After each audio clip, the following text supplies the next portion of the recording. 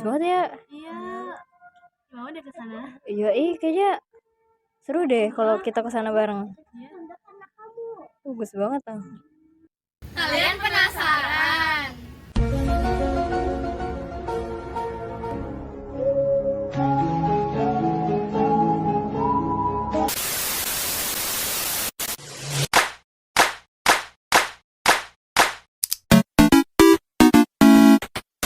Assalamualaikum warahmatullahi wabarakatuh. Perkenalkan, nama saya Naura Elvina dari kelas 12 C21. Kali ini saya akan menjelaskan tentang sejarah negara Swiss. Sejarah awal wilayah Swiss terikat dengan budaya Alpen. Swiss dihuni oleh suku Helvetii dan berada di bawah pemerintahan Romawi pada abad ke-1 sebelum Masehi. Budaya Gallo-Romawi bersatu dengan pengaruh Jermanik selama Antikuitar akhir, dengan bagian timur Swiss menjadi teritori Alemanik.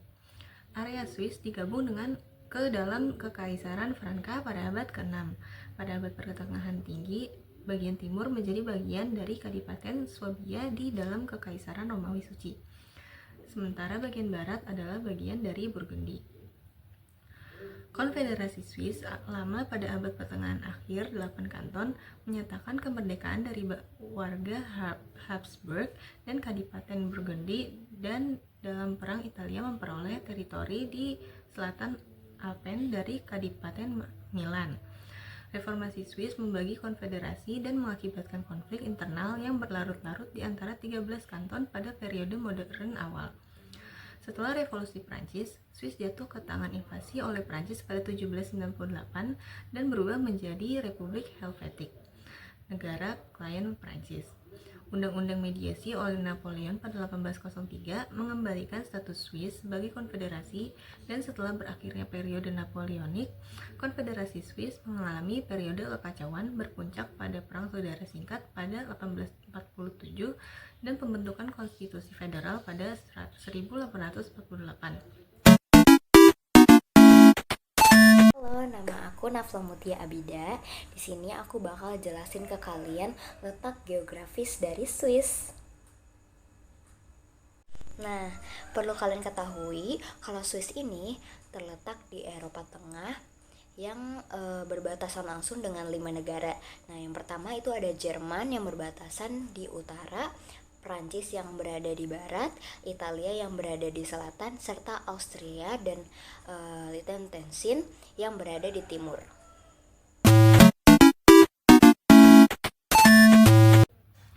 Kali ini saya akan menjelaskan demografi Swiss.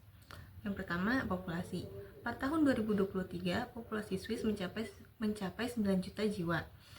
Populasi Swiss meningkat pesat setelah Perang Dunia Kedua, kemudian melambat pada tahun 1970-an dan 1980-an.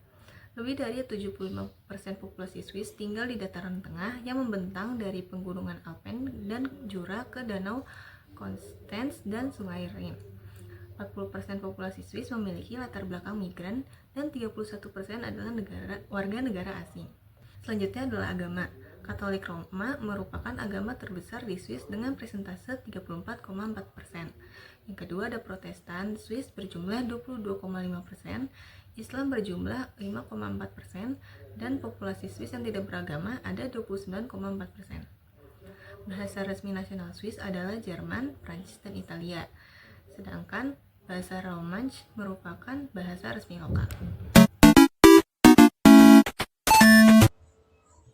Oke, jadi mulai dari tempat wisatanya, aku mau ngasih tahu kepada kalian dulu tempat wisata yang paling terkenal di Swiss atau menjadi top pertama banget di Swiss. Yaitu ada tempat wisata namanya Jungfrau. Jadi Jungfrau merupakan tempat wisata yang paling terkenal di Swiss yang banyak banget orang kunjungi di Swiss, yaitu Jungfrau. Jungfrau ini dia menawarkan pemandangan yang sangat indah, yaitu berupa pegunungan Alpen yang berada di ketinggian 3.454 mdpl. Jadi untuk pegunungan Alpen itu sendiri udah banyak banget kan orang-orang dengar, dan udah nggak asing lagi di telinga orang-orang karena emang pemandangannya sangat indah dan juga menakjubkan yang ada di negara Swiss. Apalagi di wisata Jungfrau itu kelihatan gitu pemandangan gunung Alpennya. Nah, Jungfrau ditetapkan sebagai kereta api tertinggi dan juga terpanjang di Eropa selama lebih dari 100 tahun. Jadi bisa bayangin pengunjung yang naik ke kereta api Jungfrau bisa menikmati pemandangan yang sangat wow, menakjubkan gitu di Jungfrau, di kereta api Jungfrau. Nah, pada saat musim dingin, Jungfrau menawarkan kegiatan-kegiatan atau aktivitas-aktivitas musim dingin seperti hiking, ski, dan juga bermain salju. Jadi sangat seru, walaupun lagi musim dingin, tapi Jungfrau juga tetap sangat seru banget buat orang-orang kunjungi. Dan juga di sini banyak banget resort-resort yang menawarkan fasilitas-fasilitas yang lengkap yang bisa pengunjung nikmati. Juga di sini itu menawarkan transportasi yang bisa pengunjung naikin gitu. Yaitu ada gondola atau kereta gantung dan juga kereta api untuk menuju ke Jungfrau itu sendiri sambil menikmati pemandangan Gunung Alpen. Lalu yang kedua yaitu ada tempat wisata Chillon Castle. Nah, Chillon Castle itu dia nggak kalah menarik juga dan juga menakjubkan kayak Jungfrau. Dia tuh nggak kalah menariknya dari Jungfrau. Jadi Chillon Castle ini merupakan sebuah istana tua yang berada di tepi danau Jenewa. Jadi danau itu terletak di selatan Vitaux di kanton Vaud. Chillon Castle ini tuh dia menawarkan pemandangan yang sangat elok dan indah karena dia berhadapan langsung sama danau yang tadi itu danau Jenewa. Jadi udah kita bisa menikmati pemandangan istana itu dari Chillon Castle-nya, tapi kita juga bisa menikmati pemandangan dari danau Jenewa ini gitu. Nah, Chillon Castle ini termasuk istana yang memiliki bangunan-bangunan bebatuan-bebatuan yang sangat kokoh dan juga kuat. Terus menaranya yang sangat tinggi-tinggi, juga banyak ruangan-ruangan di dalamnya yang penuh dengan nuansa-nuansa abad-abad pertengahan. Nah, sehingga di dalamnya juga terdapat 25 bangunan di dalam korteks kastil gitu. Kayak misalkan ruang tinggal, terus kapel, terus gudang senjata, sama ruang penjara yang terkenal pada masa itu. Chillon Castle ini termasuk istana tua yang emang memiliki saksi bisu bersejarah pada masa itu, sehingga emang benar-benar bersejarah banget ini istananya. Terus sekarang dijadikan tempat wisata yang emang harus dilestarikan oleh warga-warga di sana. Di sini juga terdapat 300 karya yang dipajang di dinding-dinding istana ataupun di ruangan-ruangan istana. Kayak misalkan senjata, terus baju zirah juga ada di sana. Oke, sekarang aku mau beritahu kepada kalian terkait fun fact atau fakta-fakta menarik dari negara Swiss. Waduh, apa aja tuh ya? Jadi, yang pertama yaitu negara Swiss ternyata memiliki 4 bahasa resmi loh.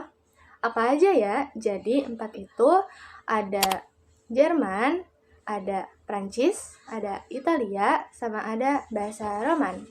Namun di sini bahasa Jerman itu menjadi bahasa yang paling banyak orang gunakan di negara Swiss. Jadi banyak warga-warga Swiss yang udah menggunakan bahasa Jerman dalam kegiatan sehari-hari mereka. Lalu dilanjut juga dengan bahasa Prancis dan juga Italia. Namun ini tuh nggak sesering dan nggak sebanyak bahasa Jerman yang digunakan. Nah, untuk bahasa Roman termasuk ke bahasa yang udah hampir punah karena udah jarang banget warga-warga Swiss menggunakan bahasa Roman dalam kehidupan sehari-hari mereka, sehingga bahasa ini hampir punah di negara Swiss. Nah, teringat dari banyaknya 4 bahasa resmi di Swiss, ini tuh menjadi suatu keuntungan bagi para siswa-siswa maupun para pelajar, mahasiswa-mahasiswi yang sedang melaksanakan pertukaran pelajar di negara Swiss.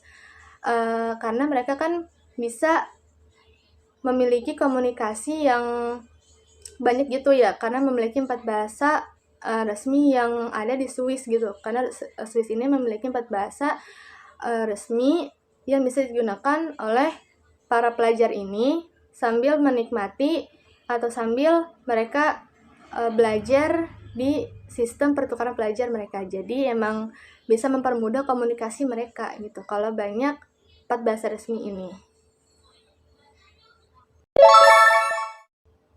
Lalu yang kedua yaitu negara Swiss menjadi negara terbersih dan terindah, bahkan mendapatkan julukan. Dan julukan ini tuh nggak semena-mena tanpa alasan, emang benar-benar tanpa alasan dan juga ada buktinya.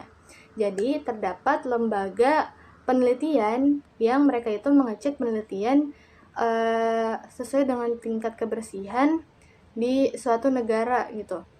Nah, Swiss ini dilakukan penelitian pada tingkat kebersihannya oleh lembaga bernama Environmental Performance Index. Nah, menurut penelitian yang mereka lakukan, didapatkan hasil bahwa Swiss ini mendapatkan skor sekitar 87,42%. Dan angka ini menunjukkan sebagai angka yang menempati urutan pertama atau menjadi peringkat pertama sebagai negara yang paling bersih, memiliki tingkat kebersihan yang paling pertama. Nah, ini tuh nggak heran karena banyak warga-warga Swiss yang mereka tuh sangat mengutamakan kebersihan dan juga keindahan lingkungan mereka tuh sendiri. A few moments later. Nah, dari penjelasan tadi kita jadi tahu bahwa Swiss adalah negara yang memiliki sejarah yang panjang dengan kebijakan netralis yang telah diterapkan selama berabad-abad. Dan secara geografis, Swiss berada di lokasi strategis Eropa Tengah dengan landscape yang didominasi oleh pegunungan Alpen dan dataran tengah yang menjadikan destinasi wisata utama dunia. Secara demografis, Swiss memiliki populasi yang beragam dengan 4 bahasa resmi, yaitu Jerman, Perancis, Italia, dan Romansh. Nah, dengan keunggulan sejarah, letak geografis, demografi, dan tempat wisata yang luar biasa, Swiss berhasil menjadi salah satu negara paling maju di dunia.